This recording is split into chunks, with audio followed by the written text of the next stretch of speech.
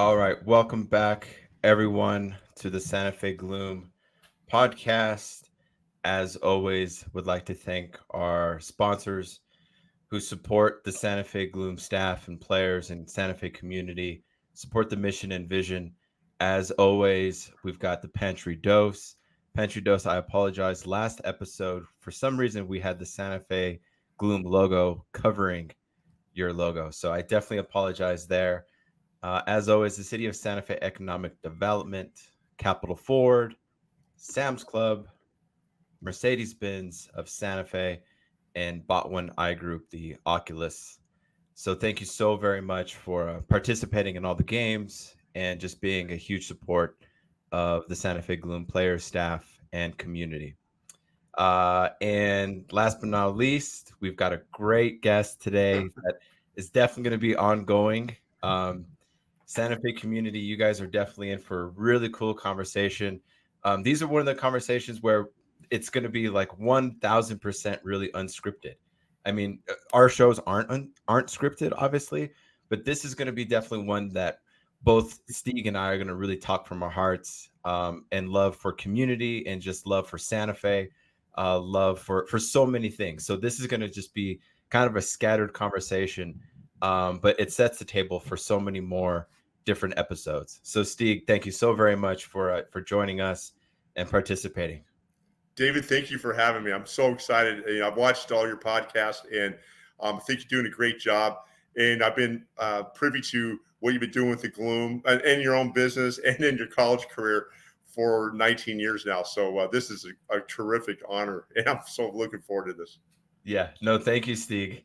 So Stig, share a quick story about the Geneva Chavez Center, and I'll just leave it at that. Genevieve. All right, man. March 1st, 2000. My first day working at the Pueblo, Colorado Boys and Girls Club. And there was a conference hosted by the Santa Fe Boys and Girls Club. And so I stayed at a hotel. I think it was, it was on Los Cerrillos. And I can't remember. It was just a random hotel, and I stayed with one of my colleagues, and it was a woman colleague of mine. So I never met her.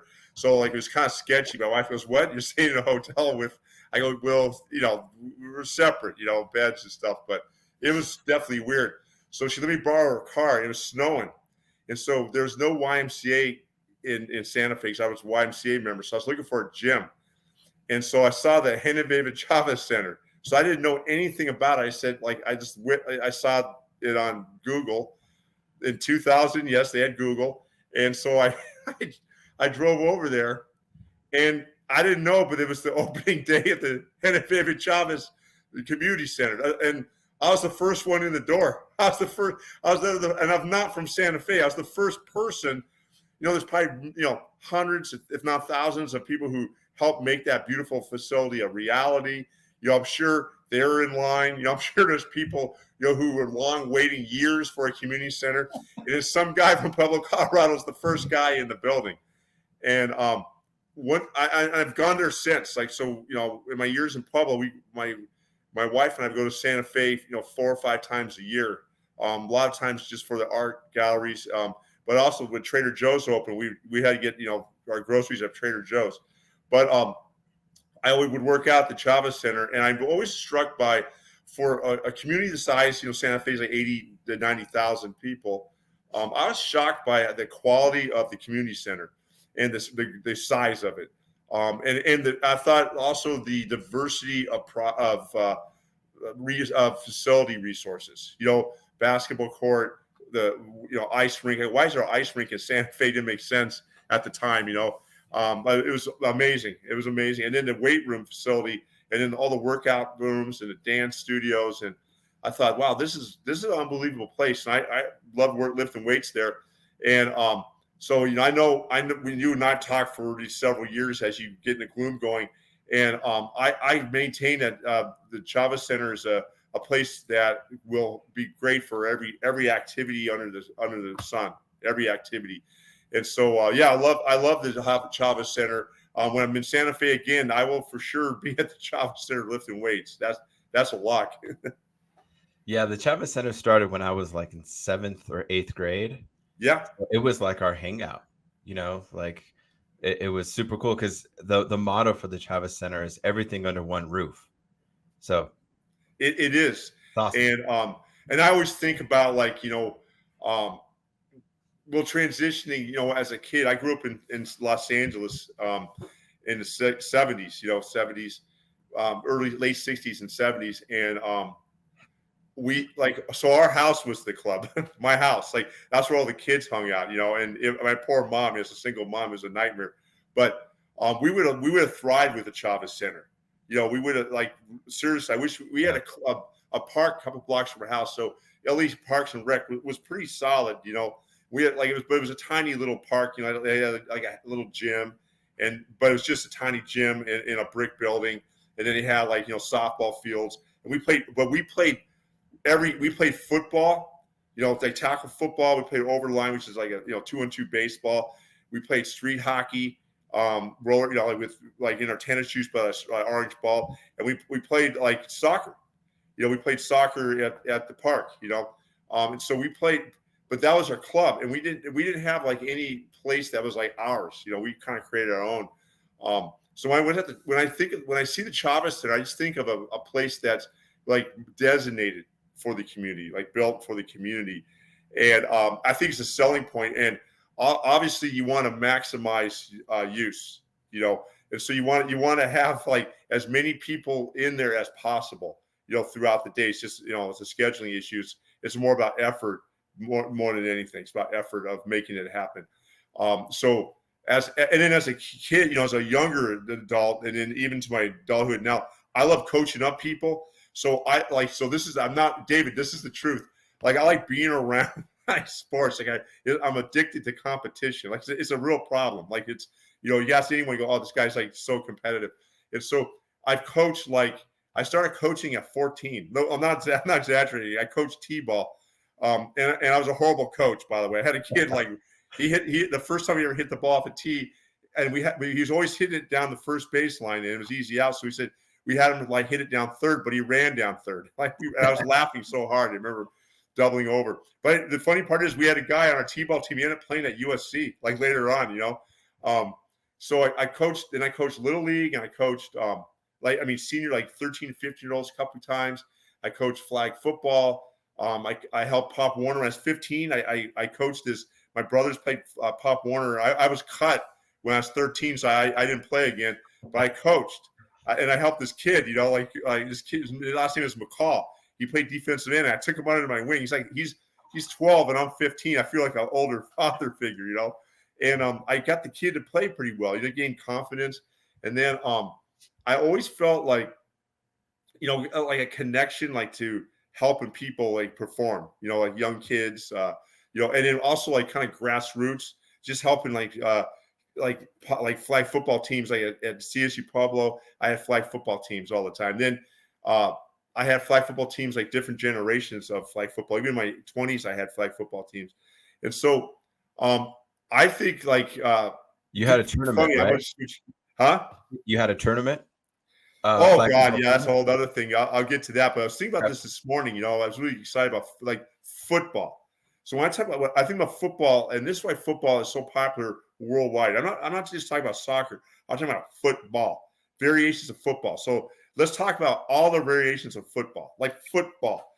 So, like, if like, I live with an Irish woman, like her parents are from Ireland. Okay, so Gaelic football is like real popular. Gaelic football.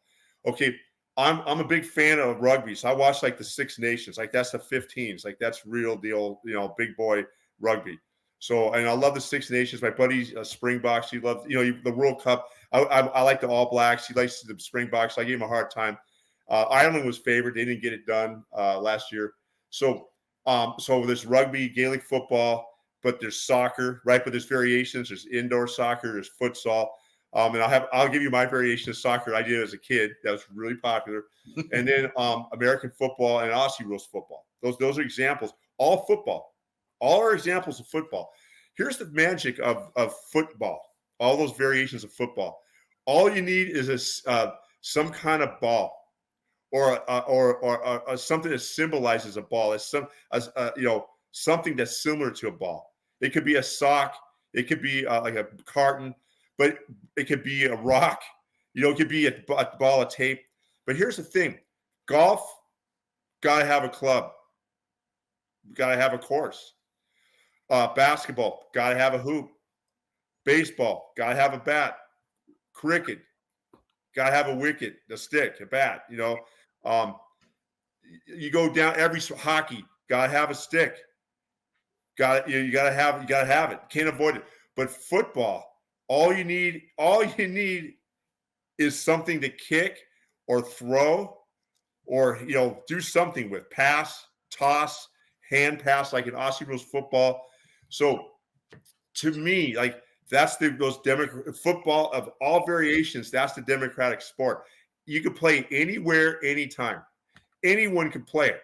You could be on a traveling team and paying tens of thousands of dollars, of course, or you could be some kid who's kicking a milk carton like on a cement hallway at a middle school, but you're playing it.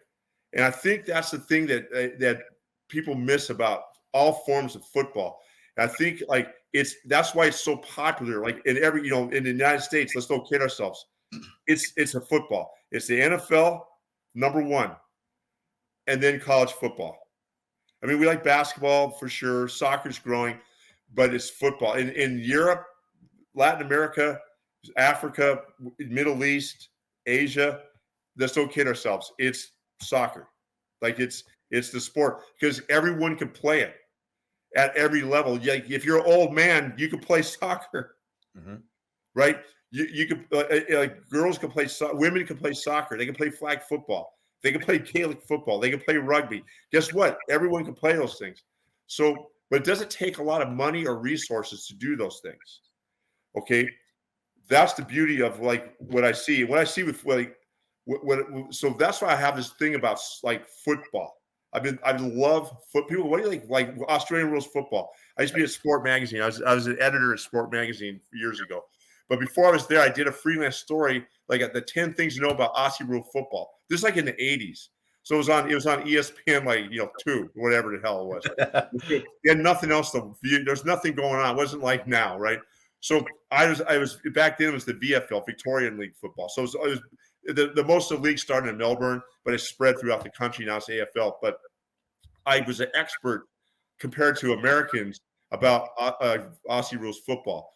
And then soccer. We talked about soccer. So I had this thing like I really followed the World Cup. It was like this undercover thing because let me just say this: in the 70s, people were talking about the NFL and baseball and heavyweight boxing and horse racing. So sports was like way different. And I was a sports writer for a lot of years, so I know the taste of the nation.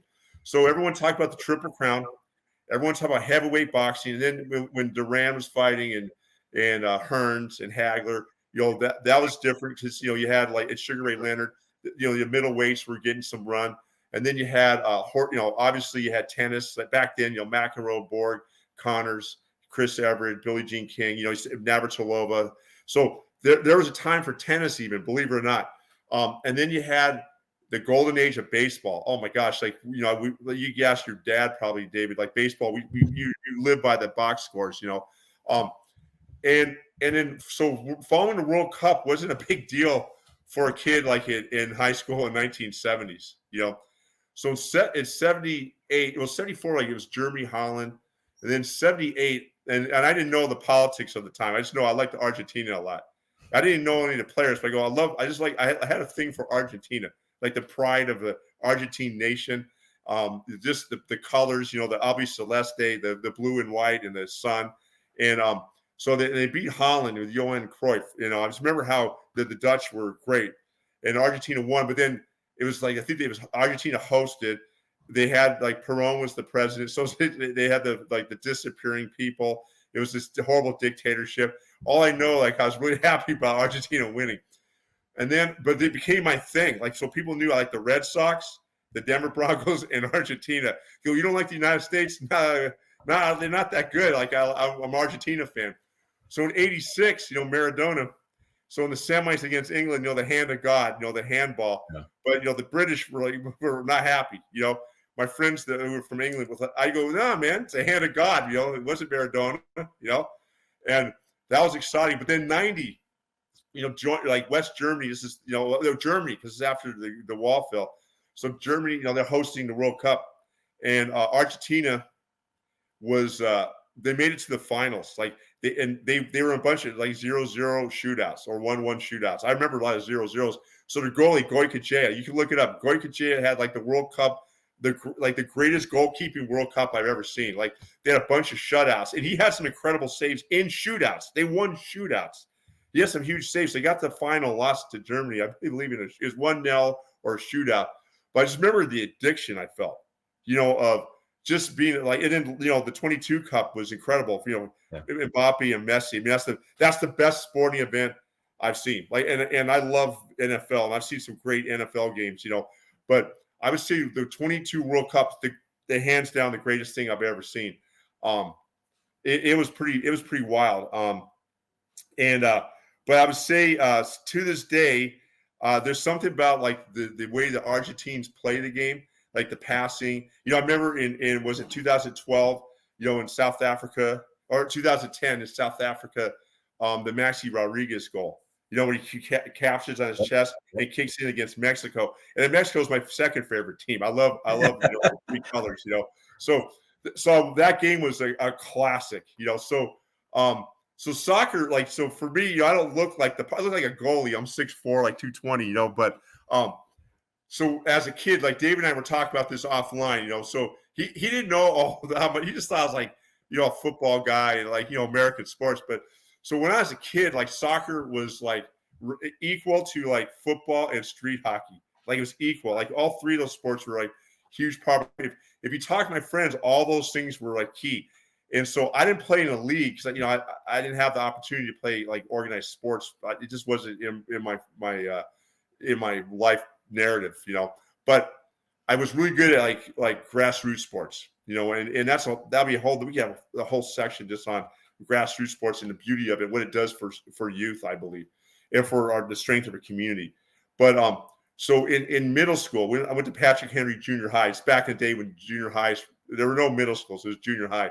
And so we had nutrition. Now at some schools they call it brunch. I don't know what brunch. I said that would be great now. So it's just nutrition, like not brunch, people, nutrition. And there's nothing nutrition. I eat a thing of Starburst and kick around a milk carton.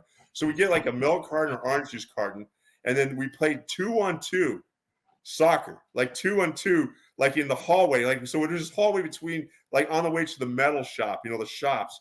It was like between like this facilities building and the back of the cafeteria. And it was like, back then it probably seemed like 20 yards, probably like all 10 feet. But it's, we're kids, so it seemed so long.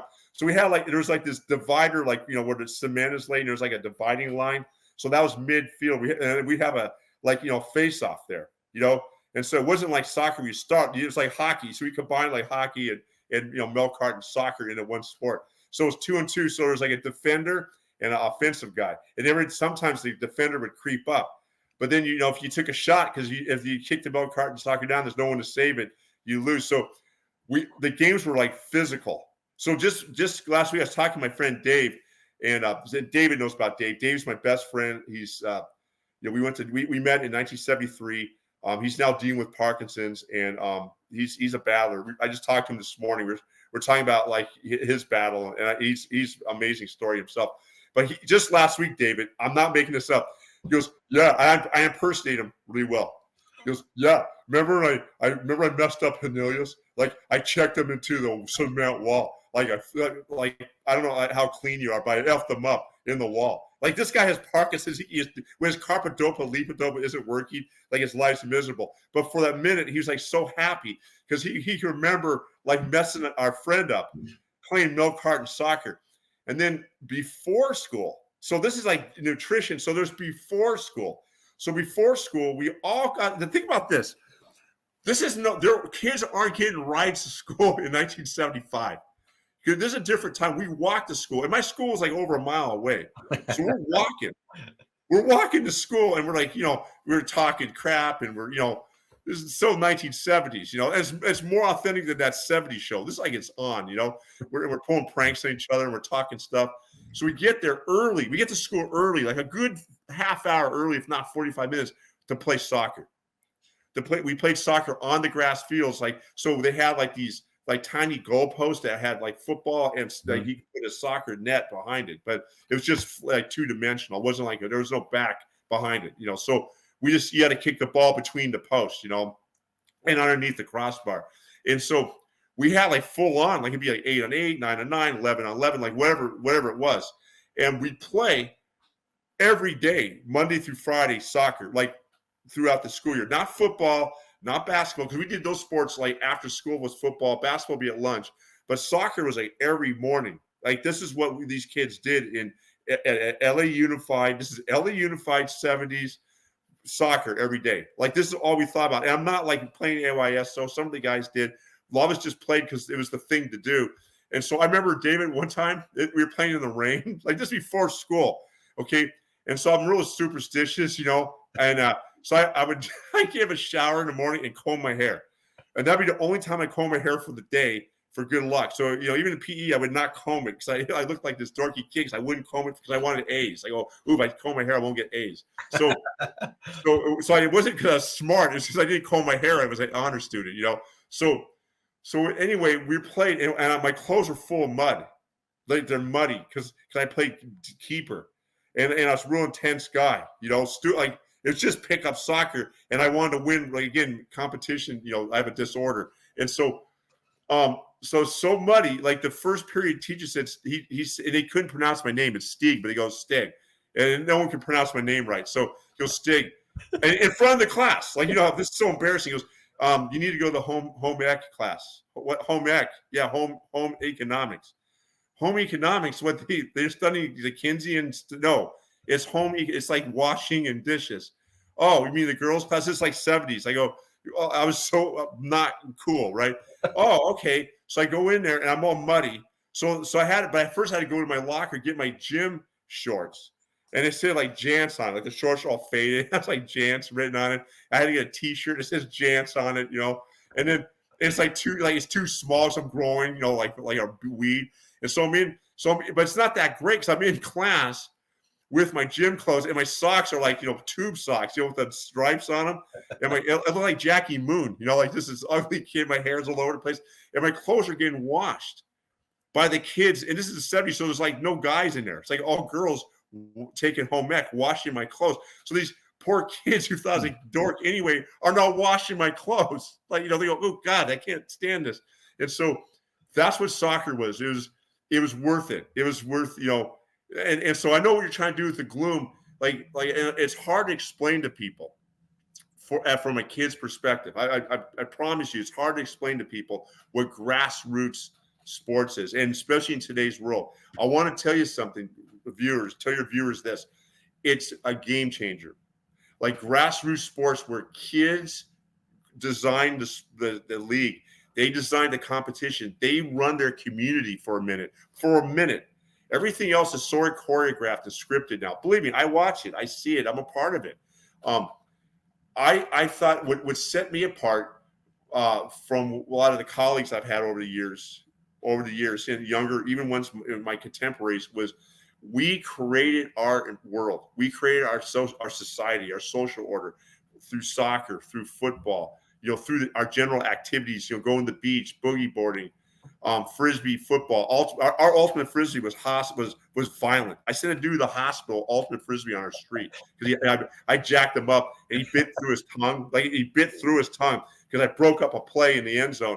And then I go, I broke it up. I'm like 18. I'm in college. I broke it up, and then I hear a scream, and I'm screaming. He barely heard his screaming over my screaming that I broke up a game-winning, touchdown on an ultimate play. So I had to run into the hospital and he had to get like a bunch of stitches in his tongue. And his name is Billy Carlson. Shout out to Billy Carlson. He played baseball at the University of Florida. Then he also played minor league baseball with the Giants organization. So this is a precursor to those days. But so got him ready. It got him ready to play minor league baseball, ultimate frisbee, which is like we didn't play like the hippie type of ultimate frisbee where you'll warm up with a hacky sack, then you have some chai tea, and you might have a few at home. Like we it was blood. Like, we wanted, so it was that way. So these clubs, so what you're doing with the Gloom, especially with the kid part, not just the professional part, but you're trying to do something that's transformative in a life, is transformative, Mm-hmm. And so David, you brought up like what I did at the flag football tournament. So in Pueblo, Colorado, and again, this is like grassroots version of what you're doing with the Gloom, but this is why you and I connect at so many levels. So in 2000, I was working for the Boys and Girls Club, just like the one in Santa Fe, similar demographics, similar numbers. Definitely like a great organization, and Santa Fe Boys and Girls Club is legit. Viewers, donate, check it out, volunteer. I'm serious, volunteer. It's amazing place. I love what they do there. So Pueblo, we did great things too. So I was the teen center manager, and so I wanted to create what I was able to do in my childhood, both as a elementary school kid, because we were doing pickup football in elementary school all the way up through college. Always creating, even in my 30s, I was creating leagues for my buddies and me, and teams and stuff. So I go, ooh, that'd be cool to do with the teens. So two things we did. One, we created a turkey ball, and we did that right in the projects of Pueblo. That's what they call it, the bricks, the projects of Pueblo. It's near the fairgrounds, David. You remember where the fairgrounds were. So we were right there, and so I did it like behind these. They called the Phoenix Apartments. Some of my Pueblo homies watch this. You might even watch this. You go, oh yeah, I remember that. I played in that. So the first year was like Thanksgiving Day. We did it on Thanksgiving Day of 2000. First, my first time. We had 7 teenagers show up, 7, but we did it. Like the right 7 showed up. It was awesome. Like it was 3-on-3 with a sub. I reffed. I had my I got a sport. I got a lock. Like a Foot Locker. I got a Foot Locker like shirt. So that was my ref shirt. I made some flags. I went to Hobby Lobby and I got a yellow cloth, and I got some split peas, and I put them in a flag, and I got a rubber band. I made a flag. Like, it's pretty legit. I still have it actually. And so I reffed the game, and then in 2001, we had 14 guys. And then the next year, when we had 16, then we had 25, then we had over 40. So then my last year was 2013. I did it. We had over 80 dudes, and now a lot of those teens were now like adults, like pushing in late 20s, early 30s, and all of them had better cars than me. Every guy had a better car than me. Like, they all had, I was so proud of them. A lot of them had gone to college. A lot of them had good careers. Most were family men now. We kept it going. But here's the kicker. Like, they ran it at a certain point. After a few years, like social media, Facebook started coming in.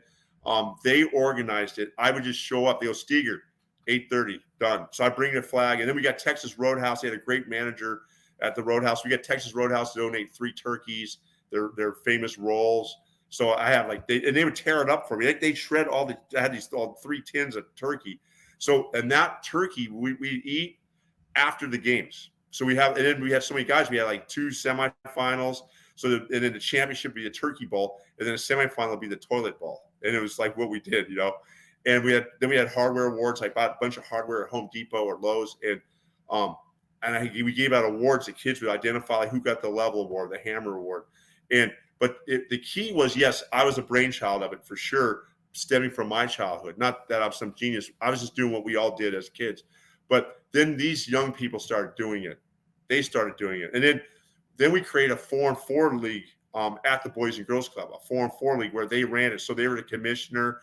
They were the refs. They had to ref other games. So we had a league of like eight teams, 2 4-teams divisions, AFC, NFC championships. And then one of the alums of the Boys and Girls Club went to Pueblo Community College, David. And so I was working there for that 1 year. And he said, Stig, can we start a 4-on-4 tournament at Pueblo Community College? I go, yeah, why not? Yeah. So they didn't have intramurals. So we started this league. We ended up we did it the first semester, like fall of 10, we had like, 10 teams. Then in spring of 11, we had like 16 teams. They tore out all these metal, like these old, like school, like Jack LaLanne workout apparatus on the lawn. And we created an intramural field. That kid, now he's a father. He lives in Texas. But it taught him leadership, but it was just, again, a grassroots thing that I think I think society underestimates it. I think there's some of that going on in video gaming for sure. People are connecting on video games, and I think families connect a lot of times, but it's virtual.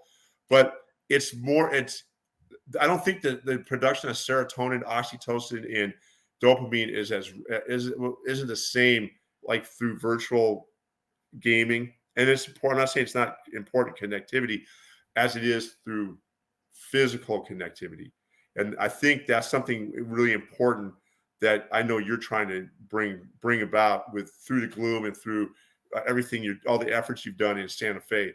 I hope that the community, not just the leaders of the community, the members, uh, all really see the value of grassroots sports, not just travel ball, not just club sports, but where there's a chance for kids to be leaders, not just kids be kids, but kids like start testing like adulthood, like get a taste of it. Like, oh, I got to run this, I got to organize this game, I have to officiate this game, I got to deal with conflict resolution. I have to deal with responsibilities. I have to check on my friends. Why aren't they showing up today? Um, that's not just kids being kids. That's kids like dipping their feet into the adulthood pool. Just seeing what it's like. That's important. And we had that opportunity in the 70s. And I think all the parents, our parents, who allowed us that space, and I would say they allowed us to have that agency, which is lacking a lot. And when we spoke a couple of weeks back, Stig, you mentioned just the accessibility of sports these days. Mhm. You were touching on, how things are moving towards like smaller sports, Mhm. meaning futsal, meaning flag football, obviously probably basketball to some degree, that kids aren't necessarily jumping to the club teams right away. Can you give us some perspective there and that how and everything you're talking about, I feel Yeah. like is right on point in terms of just if it's right into your backyard, you're able to connect right away and to start those leadership roles right away. Does that make David, sense? thank And that might be coming back more so. And that's one thing that's important to me for the Gloom is, for those kiddos who may not have that accessibility to play club soccer, we Mhm. create that path through the Gloom because it's a small sided game of 5v5 outside, just right outside. You can go and play it. First of all, I love the point you're making, and I say we're there's a I think there's a tension point, David. To be honest with you, Yeah. I think there's a lot of pull. There's a lot of pull from societal challenges and societal wants of like to compete against people you see on Instagram or Facebook or X. Okay, there is a pull. There's like, what is so and so doing? Why are they doing this? And so and parents are seeing that too. We're talking about parents your age and younger. So there's a pull of the allure of success at a great level. I Right. get it. I Right. see it. And it was there when I was a kid. Don't get me wrong, but wasn't as ubiquitous and as the depth of it wasn't as great. Um, I do think though, I think kids left to themselves, like not to themselves, but I think it. That's a great question because it's a tension point in this way. There's not enough of that, and I mean this like this. I want to give you a visual example of what it looks like. So in the and I want to tell the audience this. I am not saying now is worse or better than when I was a kid. It's not. I think there's a lot better things now for our kids. But I think there needs to be more intentionality now for human connection for Right. children and for That's right. us. Okay. That's right. I would say that with all this great technology and oh my gosh, entertainment and this stuff's so amazing now. And the food options and all the things that we have at our fingertips, incredible. And I'm just as loving it as anyone else. But we have to be intentional about connectivity, intentional, like, and I'm like to the point where you check in on people, like you call them, you text them, like there's people you text all the time, you just love them, and this is like every day, like people in your life. So think about for a kid, what's out there, how do we create that, how does a community create those opportunities with intentionality? Okay, so futsal, I'll use futsal as an example, or flag football or basketball. So we're seeing like futsal, like there's leagues all around the world. I mean, it's trying to catch on here. But I've listened to your podcast. It's big in Europe. It's really big in Latin America. I wonder why. Oh, let's see. They don't have all the facilities we have. There isn't all the opportunities for travel ball like there is here. So kids have to. They're going to do something. Like young dads are going to do something with young dads, and young moms are going to do something with young women moms. Futsal is a great way to do that. Or 3-on-3 basketball, or 2-on-2 basketball, or horse. Yeah. When we were kids, it'd be horse. Mhm. So what I'm saying is, like, the community, any community, not just Santa Fe, but any community, and it could be a small, like your neighborhood. There has to be like a real intentionality by the elders, of that community to say, listen, we want to have a society where kids and families in general, and adults too, can connect through whatever. It could be through reading, it could be through dance, it could be through the arts. I think it's everything, but let's use like futsal as an example here. It could be like where you have opportunities where you reach out to neighborhoods in the Santa Fe community, and you just say, hey, like, we're gonna have a futsal clinic. Then we say we'd like to have like a futsal tournament for this community, and then the winner of this tournament plays the winner of this tournament. You have all the different age brackets, right?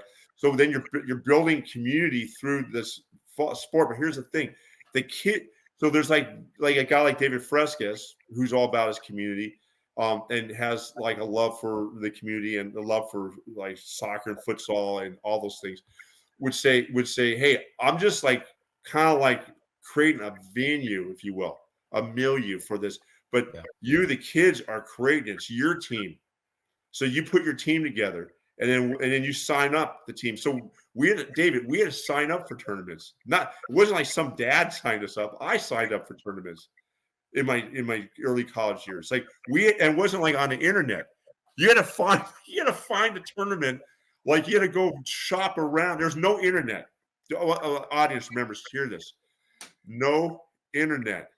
So you hope there's like advertising, like in a newspaper, maybe, but you just roam around. You look for flyers like at parks or recs or colleges or high schools. Go, oh, there's a tournament here.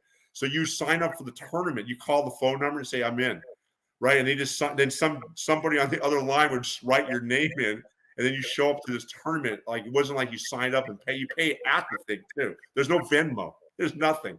So if it's possible then, when there's no technology and it's so hard to do, why not now? It's easier now. So, but the thing was, like, we were intentional about it. See, you had to be real intentional to do things like that, because you had to drive somewhere to find it. Then you had to call somebody. Then you had to sign up. Then you had to drive over there and bring cash. Remember, cash. So you had to go get cash out of the early ATM machines, or you had to walk into a bank, because not every bank had ATMs. So you had to walk into a bank, take a withdrawal when there's still tellers.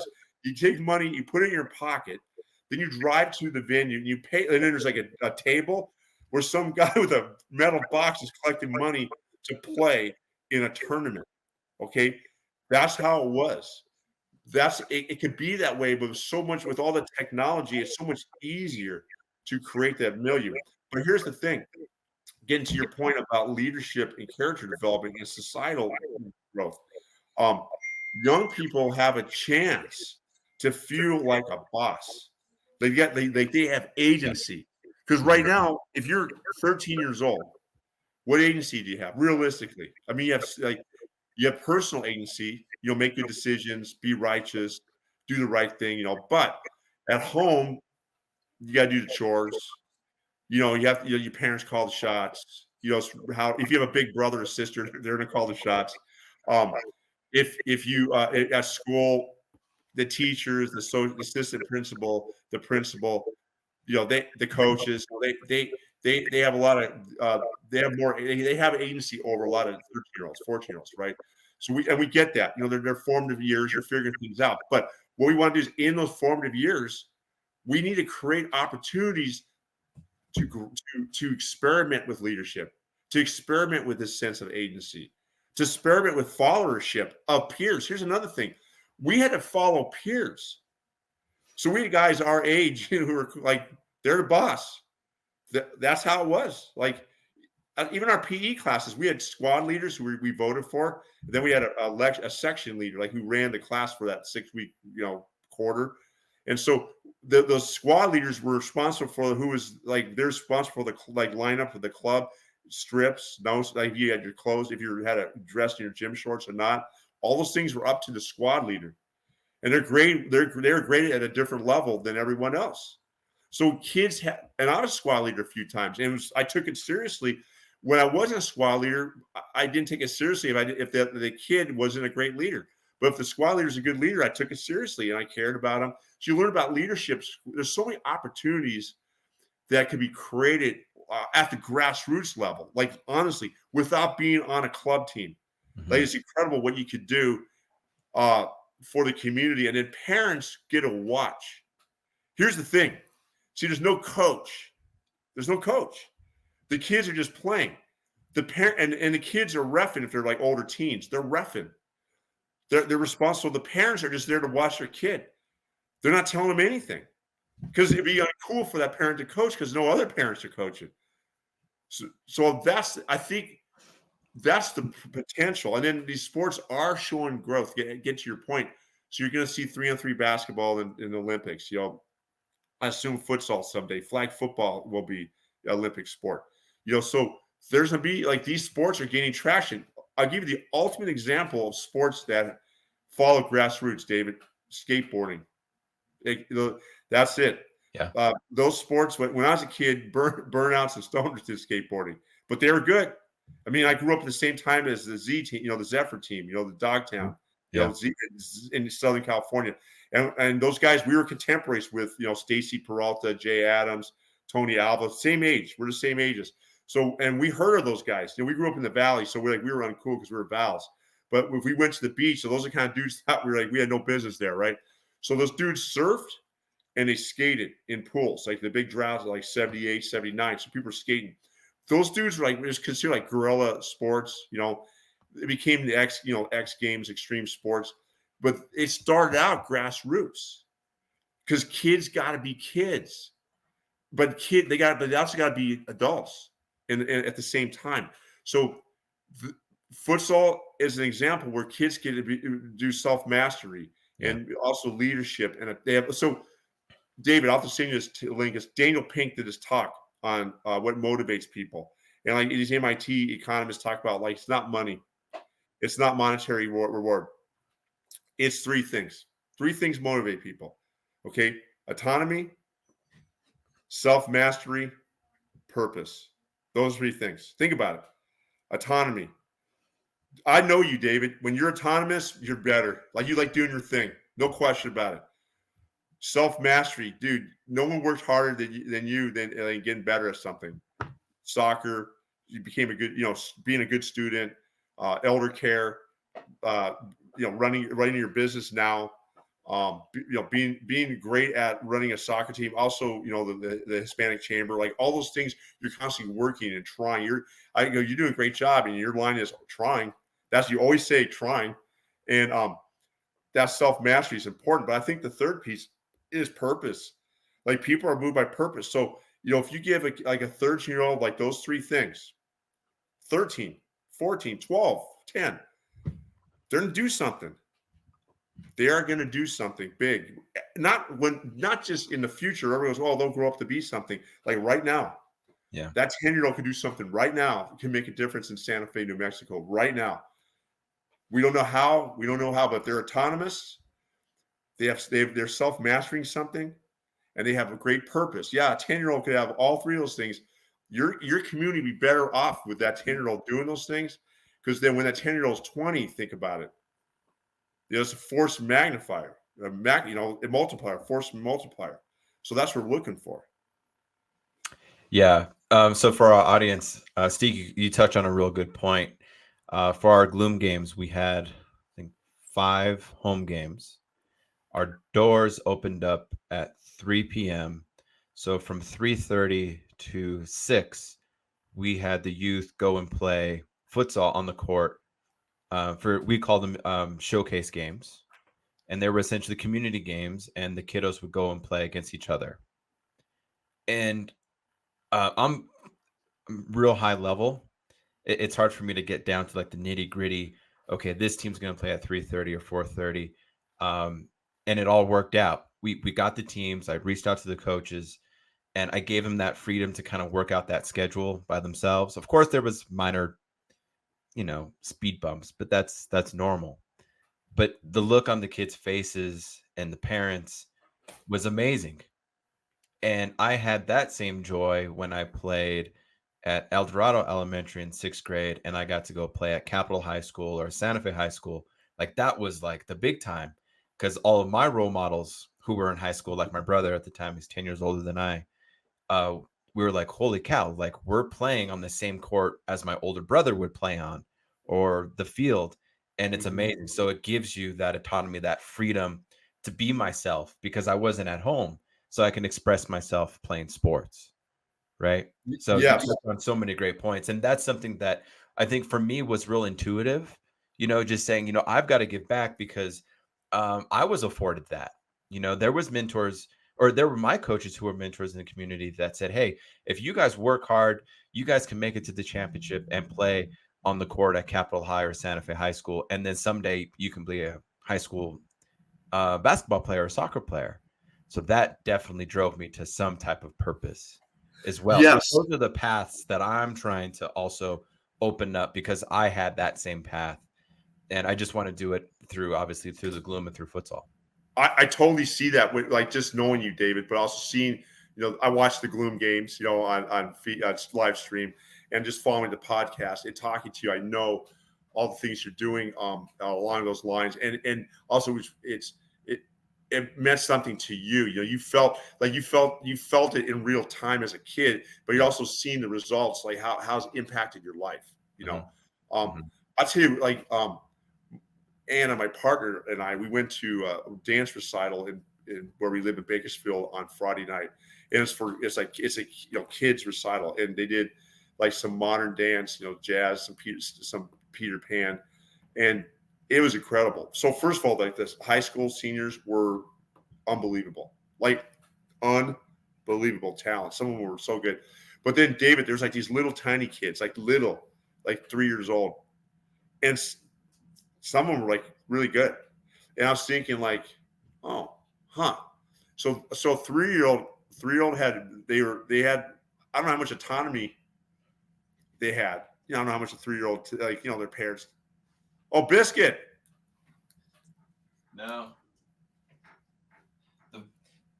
The flag's coming down. Oh God, love it. Gotta have the flag up, man. Yeah, can't let the flag touch the floor. Gotta have it. No, it's big time, man. Yeah, don't say Biscuit too loud because he's here. Of course, Biscuit's there. I've heard Biscuit on many a podcast. He's like the co-host. He's the really the popular sidekick, But he's he. I would say one thing I would say about what I see at the Gloom is like those kids, like just like the dance recital, like there's an opportunity for those kids to develop self-mastery. Obviously at 3 and 4, autonomy, there's some limitations to it, but to self-master something, there has to be some autonomy. You're still going to work on something. You're still thinking about it, and then the purpose is like to be good. That's just the purpose, to be when you're that young. But what's great about sport, and this is what I would like, I think about ice skating because I had a family member who was an ice skater, for example, and it's a hard sport. Like I would say, I don't know, ice skating could be one of the harder sports I've seen. That and gymnastics, and so I have a lot of love for ice skaters. Just the nastiness of the sport because the wear and tear on your body, the high reward, high risk of the sport. There's not many sports as high reward, high risk as ice skating, maybe gymnastics, and I would say what I've always been impressed with ice skating, for example, in any sport, but ice skating in particular, is that it's such a high level of that individual autonomy and self mastery and that purposefulness. Like it's very hard to duplicate that. Okay. I also see that though, as a football, I'm the leadership coach for Sierra College football up in their Sacramento's awesome program. Great shout out to the coaches there and the players. Um, and I noticed, and I've worked when I was at CSU Pueblo, David, I was a character coach. And, as you know, we've had a few NFL players who came out of there. Ryan Jentz is one, Mike Pinnell is another one, Morgan Fox, all Super Bowl players, winners. So what I would say, and we had a lot of guys, like my financial planner, Steph Dickens is another one. He's one of my former players. He's an All-American. All the great players, and we have dozens and dozens of All-Americans and a few NFL players. What I know, and tons of professionals in many fields who are so successful, was that they really did have this sense of like this drive to be self-mastered in some aspect of their career. In whether it's a defensive back, you're working on your footsteps, your pre-snap reads. It'd be the same in soccer. I watched a lot of soccer at CSU Pueblo and then Bakersfield College, where I worked for 5 years as the athletic advisor. You can see the players who stood out, like they weren't waiting for the coach to tell them what to do. They're autonomous in their drive to be great. They're autonomous in their drive to meet their purpose. That sport affords that, all sport. And I think the earlier you allow a kid to have that agency to be autonomous, to self-master a bunch of skills, and managing their emotions, managing their time, and also develop that sense of purpose. The better that purpose, that young person is going to feel about him or herself, and also feel about what they're doing and how they're doing it, and maybe along the way they figure out their why. Like why do I do this? Like, why do I want to do this? It might have nothing to do with sport, but they get a sense of identity. That's why I'm such a proponent of like anything that's promotes like autonomy and self-mastery and purpose. I see that in sport, in the arts, because ultimately it's on you, and it's on you to invest your time, your energy, your attention, your intentionality, your mind, being mindful. Also, you have to work hard to self-master something, and then your purpose comes out. If you develop a great sense of purpose, you do things. So I would say, I would encourage all your listeners to really push hard to go to a game and to get involved with anything you can involved in sport and the arts, whether you have a kid or not. It promotes community. And then in a place like Santa Fe, David, come on, with performing arts and the visual arts, I mean, you're set. I mean, you can see like the talent there, whether it's young or old. And I'm surprised. I am surprised that I was always surprised that the Chavez Center isn't like hosting like soccer. I find it surprising because Santa Fe is a place where it kind of promotes that to me, this is my perception. That's why I like Santa Fe. It's one of my favorite places in the whole world, is that it promotes that sense of autonomy, that sense of self-mastery, and that sense of purpose. Because you just walk down Canyon, you see all the art studios. You go to the Opera House. You see all the geniuses, the O'Keeffe Museum. There you go. The Gloom, it waves proudly. Grassroots. And so I say, what you're doing, David, is a testament to you. For your listeners, so just like a couple things I like about you, let's share. See this here, guys. You see the ring here. I can't hide this picture here. That's the picture from the Santa Fe, New Mexico, the New Mexican. This is probably David's senior year, probably like 05, spring of 05, I would guess. I haven't seen that that's picture David for a long playing point time. guard for the Demons. And so David was a fantastic soccer player at CSU Pueblo, 4-year starter. Started as a freshman. I met him as a freshman. And he was a three sport all-state athlete. Football, soccer, of course. Basketball, point guard, could dribble, could handle it. I don't think he was afraid of taking it to the hole. and then football. But he was a kicker. Like, let's don't kid ourselves. But three sport, and I had a thing. I like getting pictures of my athletes doing something that wasn't their sport. So I was really proud of David. And then David was, for you who don't know, he was a student body president at CSU Pueblo, and he was so smart. The way he did it was a genius. He was unlikely winner. He did it correctly. He was in my office. I remember when he came in, he had this idea. He came up about getting voters to vote on laptops.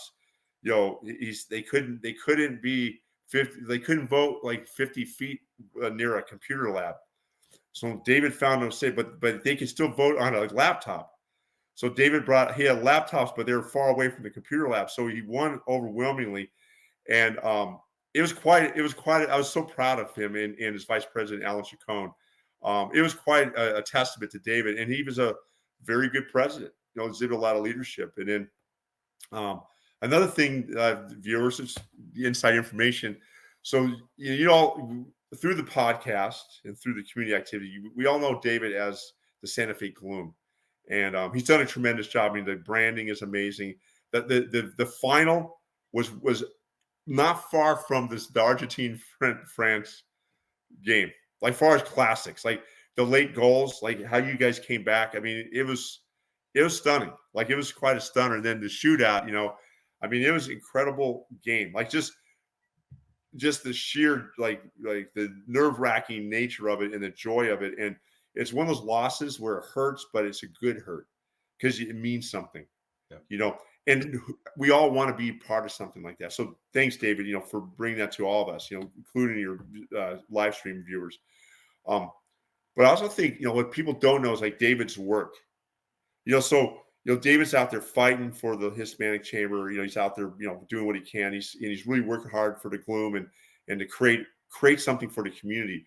But what David does in his off hour, in his professional hour work, is he helps people in elder care. And David, you and I have been talking about this since your MBA days. You started working out at Pueblo, the elder care facility in Pueblo. And I remember you took the job and it was just a job, but you really grew to love it. And I remember you started in Espanola working for the county.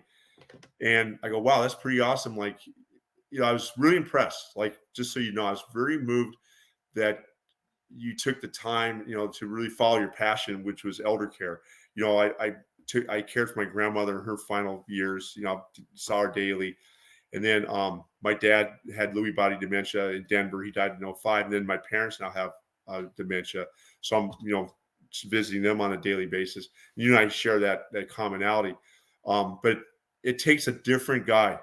There's the guy, the public, David, y'all know, but a person who cares for people like in need like this is a different cat. It just takes it. It's hard to explain, but there's a toughness, like a steel in that person. It's tough. It's hard to understand. It's hard to explain to people. They think, oh, you're just such a nice guy. You are a nice guy, but aging and dying is ugly. They're ugly.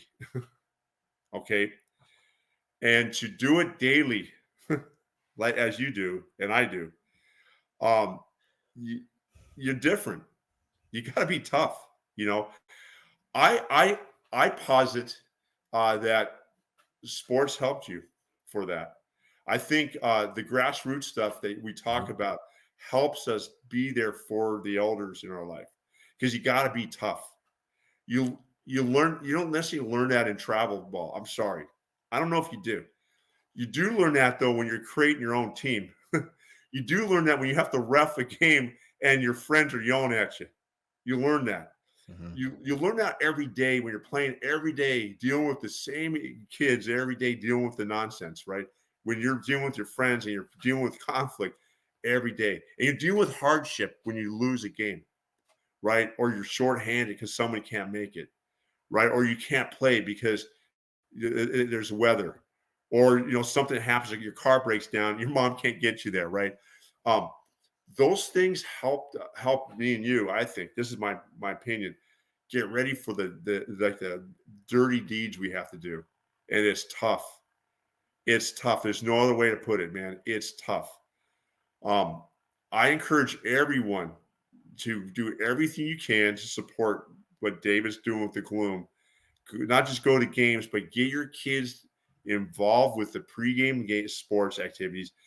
Get them engaged at the Boys and Girls Club. Get them engaged with like any grassroots stuff that they can. Not just the travel club. Even the kids who are elite athletes, they can do that. And I always believe in and.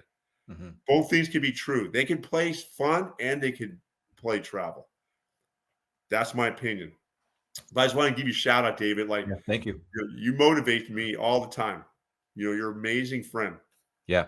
No, thank you, Stig. And vice versa too, for sure. You got 5-10 minutes left.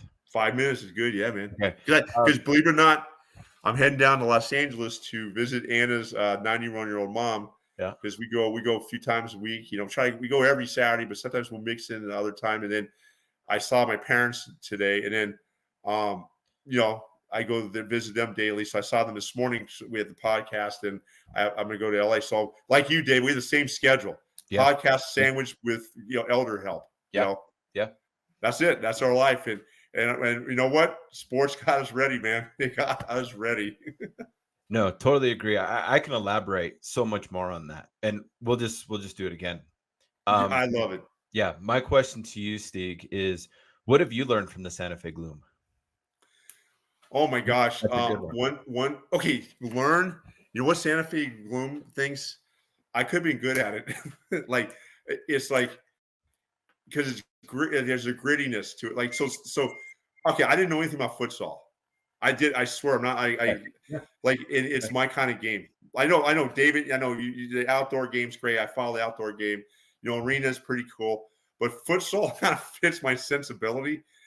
There's kind of like a guerrilla aspect of it. There's something to it. There's like a rawness to it. Like there's an authenticity to it. Where I honestly think that futsal could be like a sport that's more ubiquitous, like played at the high school level and the collegiate level. Like I think I'm sure there's some club like collegiate club sports, but I don't see why it couldn't be like a spring sport. Like so you have how there's volleyball and beach volleyball, for example, and there could eventually be 5-on-5. Like basketball's a 2-semester sport, so that's hard to do, but there could be like possibly a spring ball could maybe move into 7-on eventually.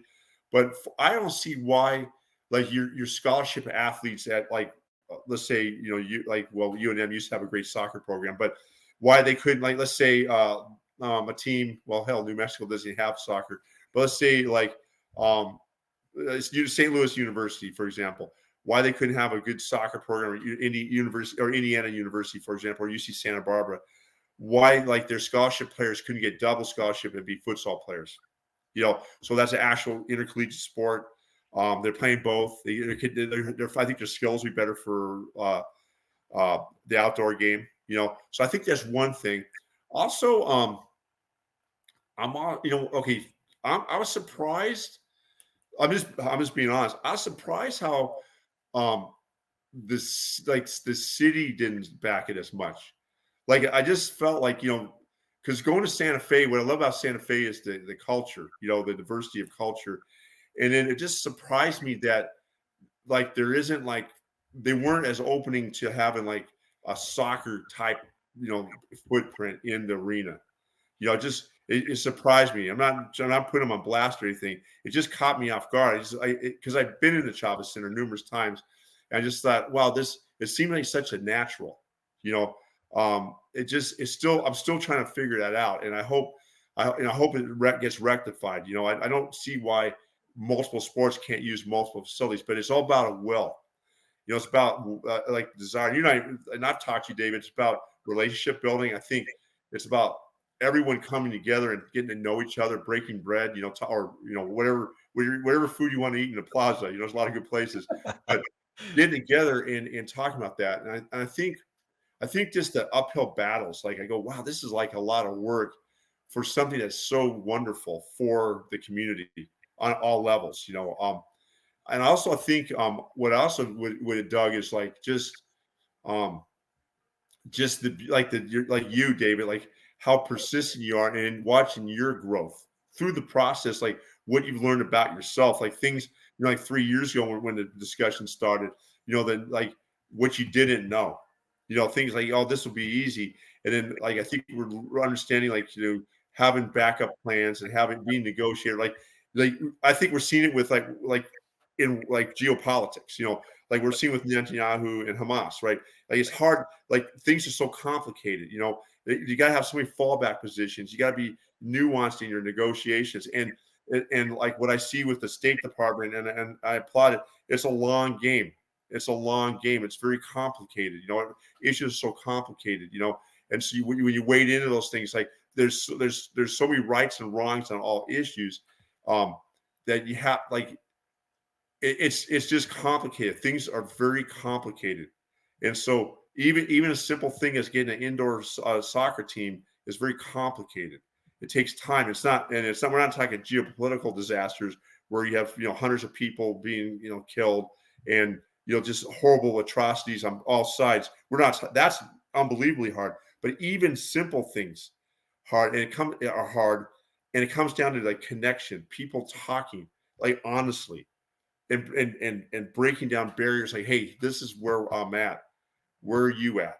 And I've seen you really grow, and I've really learned a lot about that. So to summarize, I've learned a lot about futsal, the magic of it, the transferability to the outdoor game. I think the ubiquitous of the sport throughout the world. I think the mastery of the game.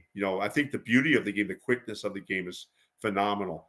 I think this another thing I learned, how much Santa Fe like will support a team. Like they'll support a professional team. Like it's like the Green Bay of futsal. Like it will support a team for sure.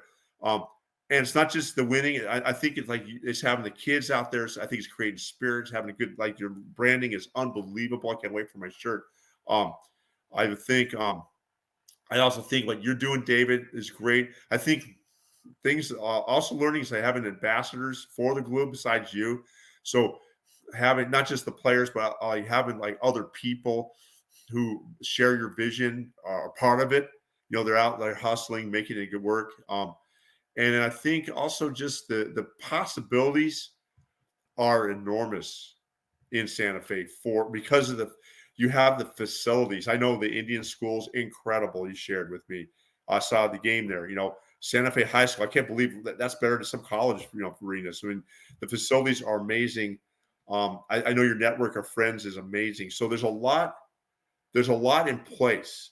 I think everything's there. I think I just learned that futsal could bring people together. Who knew like 5-on-5 could bring people together? Like a pretty small sport, but it can.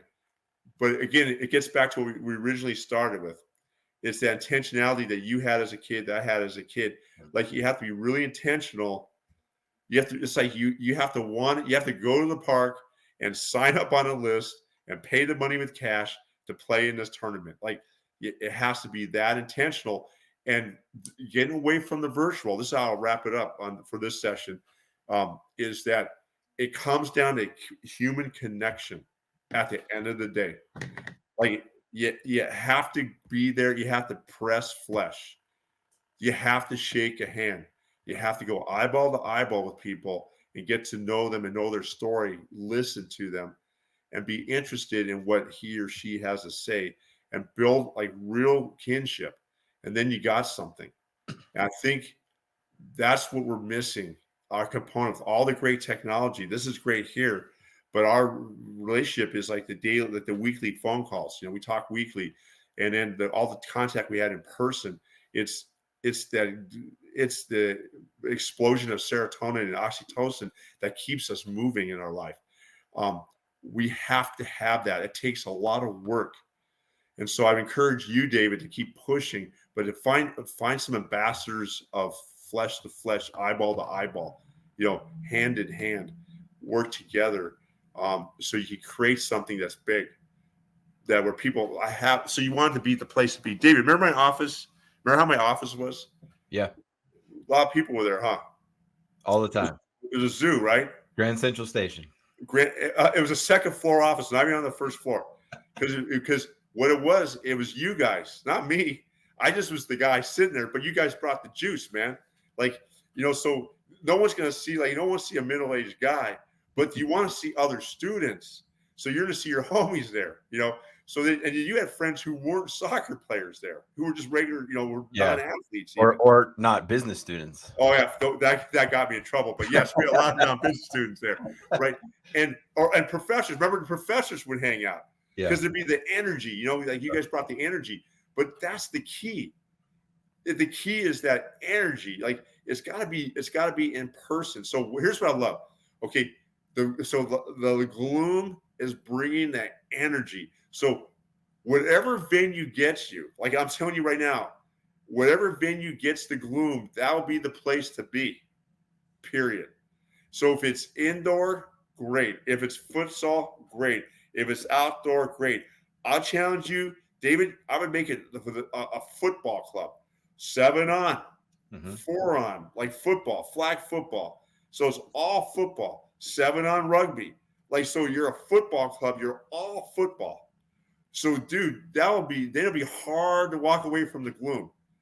It'd be hard to walk away. Like, oh God, it's everything football. Like this guy's just saying about football. Oh yeah, it says futsal, indoor, soccer, 7 on, 4 on flag football. He does 7 on rugby. Oh my gosh, like this guy's weird. And then what you do is you bring in all these communities together. And so I don't see why that for sure could happen. Then you're at this Santa Fe's like this mecca of like football. Like, oh my gosh, like they love things with their feet in Santa Fe. Yeah. And so here's the thing, you're that guy. The key is like there needs to be more David Frescas around. Yeah. That's it. You got to find those women and men. You got to find them. Like that's one of the things I saw. So Chucky, that's that guy. Yeah. Right. He's that guy. Who's the dude who had the bicycle kick? Oh, Nick. Like his mid-30s. That dude's a different cat, man. He's a great athlete. Oh my gosh, like that guy's good. That guy's a great athlete. He's a phenomenal athlete. And I thought that was a goal. I don't know what that ref said, like the one, your guest, Kristen, but from what I saw, that looked like a goal. But who am I to say, but it was a sick play. I thought he got penalized. I thought he was, hit. But you got guys on your team who are ambassadors, right? Like just their personalities, like their characters, right? I do think like your sponsors too. They're ambassadors, obviously, like not just the logos here, but they're people. They have great stories. Why are they your sponsors? What's their why? They're characters. I'm sure they're all characters. I mean, to sponsor your team. I think it's amazing what you're doing. And I'm honored to be on this podcast. I mean, to be honest with you, like it's fun. Like it's just fun to shoot the breeze and with my buddy and talk about the stuff that you and I talk about all the time. And I know you're thinking about it. I'm thinking about this stuff all the time. Like all the time. Like how do we engage young people? It's like this. I know you think the same thing. And we're also working with elderly. It's so weird. We think about young people and we work with elderly. Like, it's so weird. Yeah. We got to connect with people our age bracket. That'll be episode 2, which is like senior care and building. Yeah, let's do that because that's really important, actually. Let's talk. David plan that. Let's talk about that because like, and we can talk about it in like a couple ways. Like one, real, like the realness of it and the humor. The things we see. Because we break it down. I survive it through a lot of humor. But yes, like we should definitely talk about it and invite invite our friends. And this would be one I would share with the Alzheimer's Disease Association of Kern County. Their headquarters right next to my parents' memory care facility. Yep. So I'd invite them. I'd invite my parents are both on hospice, so Bristol Hospice, shout out, guys are amazing. And then Ivy Park at Seven Oaks, we're with the Ivy Care company. They're amazing. And then 88KC, another great organization. And then Age Friendly, I know what you do. And I talk about your company all the time, Age Friendly. And I share your stuff with my best friend with his disease. He's in assisted living with Parkinson's in Southern Oregon. And then, so I reference what you do all the time. So there's a lot of people doing our work. But again, it's similar. Like sport got us ready for this. Like, what you do with the Gloom is what we're doing now. It takes a lot. It's hard. And people just think it's like you roll out of bed, you're just a real nice guy. You're not like, we're not that nice all the time. Like, it's not, you just can't, it's not that nice. Like, it's a lot of work. It's a lot of toil. It's a grind. You got to grind.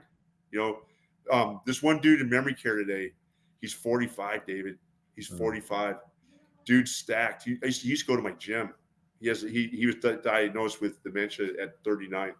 So I don't know if he has Lewy body. My dad died of Lewy body dementia at age 71. It was like he was gone in 5 years, like done. And this dude though, he had a shirt on. And I know soccer uses a lot. It says "Embrace the suck," And then of course I had a joke. I go, "Wow, my mom's been embracing the suck for 43 years. They've been married 43 years as of yesterday." But what I'm saying is, like, I think that's something that we learn to do through sport, arts, caring for people in our life. We have to. It's not all great, but there's a beauty in embracing the suck. And I think I would love to talk elder care with you in a real way. Like, talk about what you do. I like to talk about your business. I also think, like, if people know that dimension of what you do in your life. Like, I love to talk about the University of Kansas grad who was an accountant. The guy you helped all those years, and how you love the champion. I like to talk about your relationship with them. People don't know that side of you.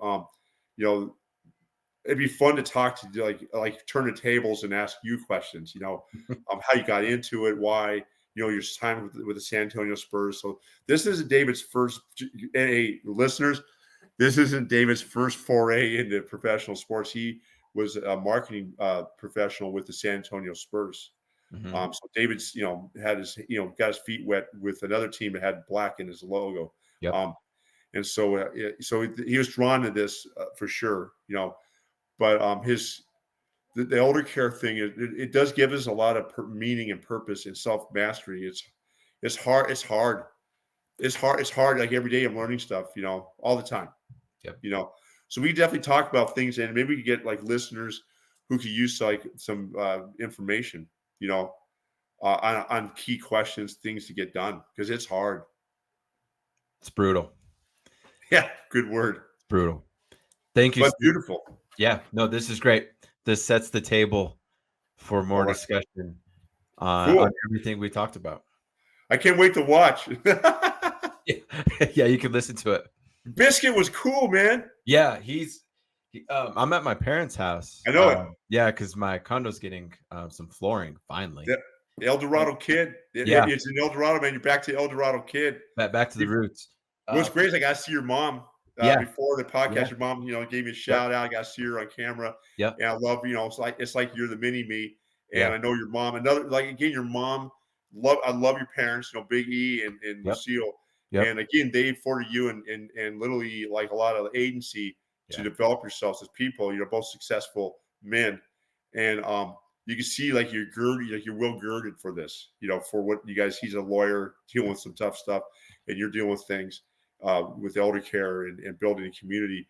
And so it's wonderful seeing your mom. I mean, I just love your family. They're good people, and so I hope your listeners, like, understand, like, the strength of, like, your Santa Fe strong.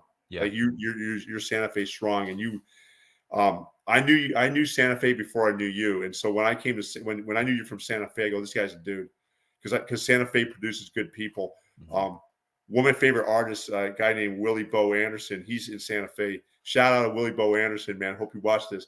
I saw his art at a gallery in Santa Monica. Dude's great talent. There's some great artists there. So Santa Fe, you produce a lot of great people. David and his family are right at the top of the list. Yeah. No, thank you, Stig. Yeah, one thing, my mom's a kindergarten teacher, or retired kindergarten teacher. Yeah. And people think, oh, she's so nice and she's so loving, which she is. But she wasn't really with my brother and I. She was very strict, very disciplined. But again, we had a lot of freedom, though. We didn't really have curfews or anything like that. Yeah. But we knew better, though. We knew better. We had to get home because the next day we had sports or whatever. Sure. But she's very stern. With a smile. I can see with that smile. Yeah. She could do it with a smile. if we're lucky.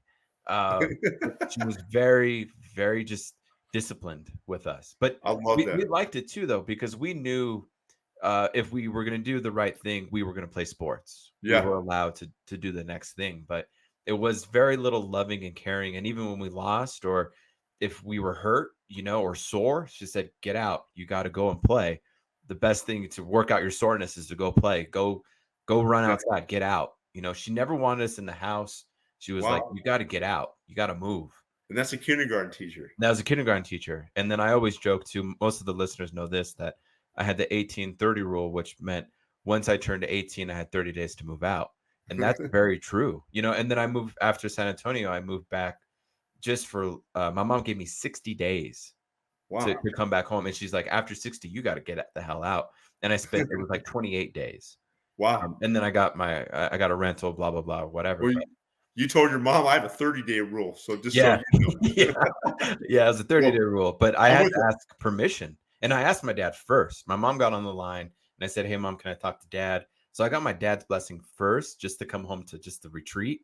Yeah. And I was like 24, 25 or whatever the hell I was. Or no, it was up Yeah. 26, I think, maybe. Yeah. But and then who wants to live with their parents at 26, obviously. But that was the type of woman my mom was, is like she wanted her boys to grow out and be men Yeah. and to get out and to do their thing.